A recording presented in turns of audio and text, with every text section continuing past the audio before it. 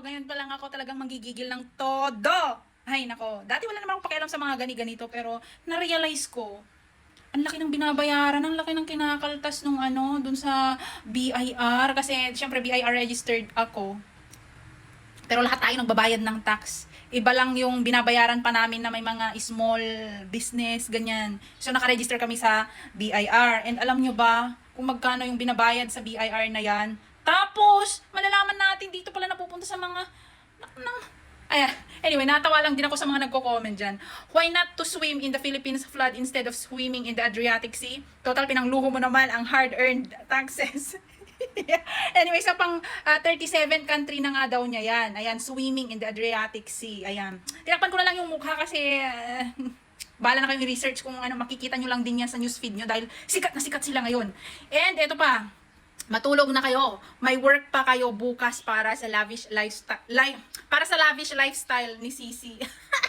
Anyway, visiting my 37th country using the flood control project budget. Ayan, so yan yung ngayon talagang grabe. Ayan, tadtarin natin tong mga to. Anyway, ito pang isa. 37 country na siya. Kami 37 loan na. Dito talaga ako natawa. Na yung mga korap.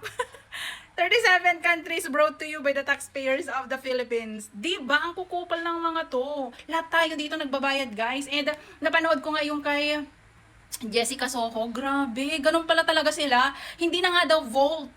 Kung kayo, mga alkansya-alkansya lang yung pinag-iipunan nyo, pinaglalagyan nyo ng pera nyo, kapag may excess, sila, hindi na vault, hindi na rin wallet, or kung karton man yan, or kwarto.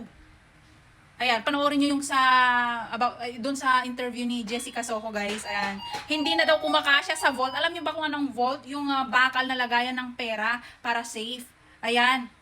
Si Chavit Singson nga, nakita ko naka-vault lang siya, ang yaman na nun ha. Pero itong mga corrupt na to, dahil nga sa sobrang dami ng kanilang kinorap, hindi na kumakasya sa vault.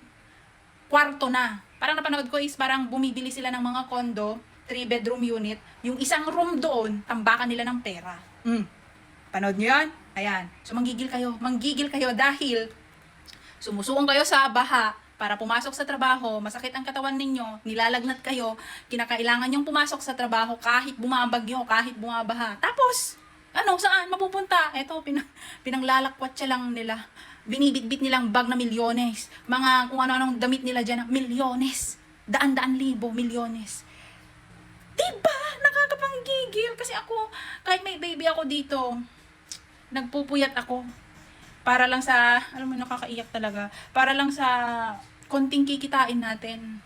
Malaman-laman, babawasan yan ng tax. Lahat ng binili natin, nabawasan ng tax. Kikitain natin, babawasan pa ng tax. Mag-iipon tayo sa bangko. Iba na ba yon? Yung tax pa rin yun eh, di ba? O mag-iipon tayo, babawasan pa yun ng tax. Lahat may tax. Tapos malaman-laman natin, dito lang napupunta sa mga hinayupak na to,